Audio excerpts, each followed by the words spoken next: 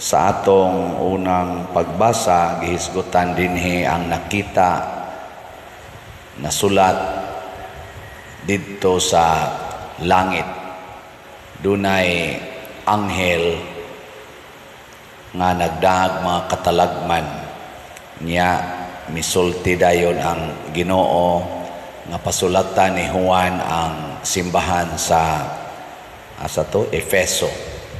Gidayeg sa Ginoo kay mahadlokon siya sa Ginoo, nagbuhat siya sa matarong kontra niya ang dautan, taas siyag pailob, naganto siya sa mga katalagman. So buutan gid ning taga Efeso. Pero gibutang agsumpay apan ang ikasaway ko kanimo mao nga wala ka na mahigugma kanako sama kaniadto.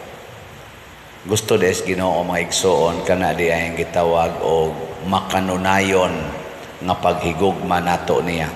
Bisan pag unsa ta ka kaning kugihan, unsa ta ka mapailubon, unsa ta ka mainantuson, basta dili na gani bunga sa atong paghigugmas Ginoo, mangigi na ang Ginoo ana. Sige, lingi ako no na imong tupad. Ing na permanente kang nahigugmas Ginoo. Permanente. Daghan man kay karon nga mapailobon kaayo tungod sa ilang negosyo. Pailob aron gyud maka income. Nasa na nag-antos aron lang gyud makakwarta. Antos gyud kay para gid nis kwarta. Pero dili na pailob, dili na antos tungod og alang sa paghigugmas Ginoo. Muna di ay gibutang sa atong salmo nga atong tubag niingon, sila nga nakadaog pakanon sa kahoy sa kinabuhi. Say pasabot ani, kinsa may nakadaog, kinsa may gi-consider sa Ginoong nakadaog, kanabitang mudaog, kasagaran moabot gina siya sa finish line, di ba? Finish line ba?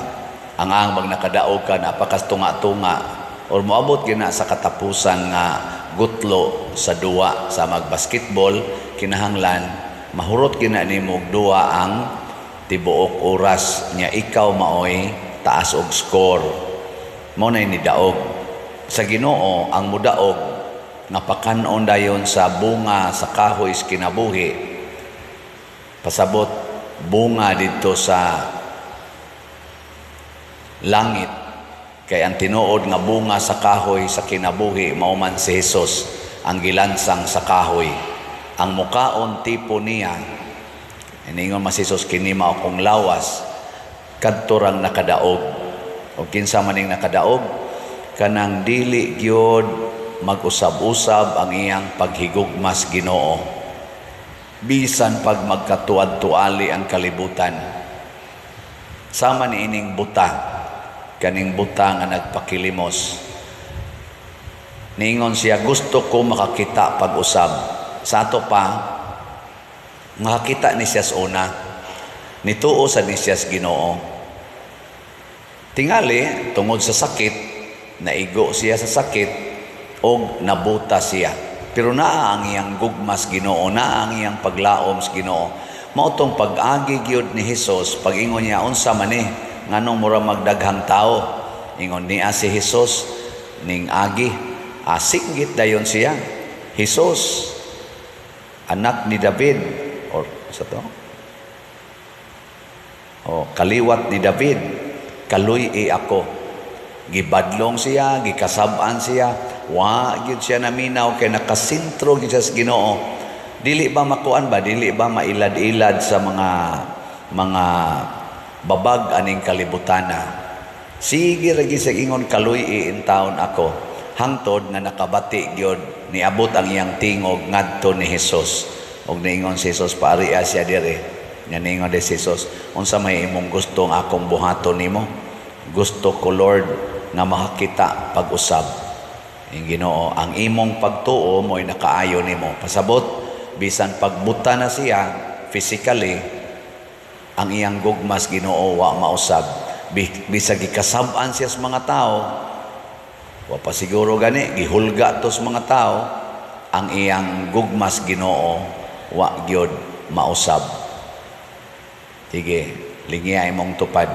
Ingna ikaw kunoy mabuta, mahigugma pa kas Ginoo. Ingna, okay ra nimog mabuta ka. Di mausab imong paghigugmas Ginoo og mabuta ka. Oy, dali kitang mausab mo imong Ginoo nganong ako may imong gitagaan aning sa kita. Nganong wa man nimong gihatag atong mga adik, katong mga sugarol, katong way simba-simba, nganong ni aman ni nako nga nagbinuotan man unta ko unsa may akong saa nimo. Mingon ng Ginoo, nausab na ka. Permanente yun ang atong gugmas Ginoo. Muna ako dinhi, jutay halin, dakog halin sa slat. Permanente yung akong gugmas Ginoo niya kay nituo magyud ko ang Ginoo mo'y nagtudlo nako nga baligyag slat, jutay halin, daghag halin, baligya yun. Niya matud pas Ginoo nako, gamita ang imong birthday karon na ra ba ng Domingo mo abot. Ingna sila nga bulahan ang mopalit og usa ka slat kutob karong Domingo. Pasabot 600 pesos. Usa ka slat sa SBF Dag 500, nya usa sad ka slat sa CTUMM 100, 600 tanan. Giling nga imong tupad. Ingna mamalita ha. Mo na inyong birthday gift sa bagagnaw nga pari. Kani bang pari nga nagsigig paligyag slat ba niya og nalipay mo ani hala palit mo usa ka slat karong Domingo kutob. Nindota ka na no hurot siguro ni ato mga slots. Og ang pinakadako nga hagit karong panahona kana gyung pagpuyo sa kamatuoran kay ang timaan man gud nga kita kanini ang kita ba tinuod tang nahigugmas Ginoo mopuyo kita sa kamatuoran. Ang buta ni puyo siya sa kamatuoran. Nagpakatinuod gid siya nga siya buta, nga siya nagpakilimos nangayo, wa siya magpakaaron ingnon nga mura siya naa bisag wa. Ang atong mga kaigsuonan karon daghan kaayo ang mahadlok mahibaw-an ang iyang tinuod nga kamatuoran na magani uban mahadlok mahibaw-an iyang edad. Father, birthday ba yan nako karon? Pila na edad? Secret lang, Father. Blessingi lang ko. Nako, di ka blessingan. Basta di ka mutugas imong edad. Nga mahadlok mo ka mutugan sa imong edad. Ako karong Domingo, November 24, o makaabot pa, 61 ako.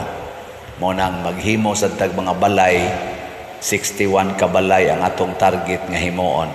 Nanataroy gisugdan, mga tulo kuno na kabalay rong gitrabaho sa atong mga carpenters. Tanaw na itong makahubad bata kutob karong birthday nako.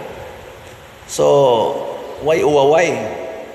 Nayuban mahadlok tawgon og bana. Magpakaulitaw dayon. Nasa uban hadlok sag tawgog asawa. Pasiksi-siksisan. Haron mura sag dalaga. Na lang. Anang kuan yun.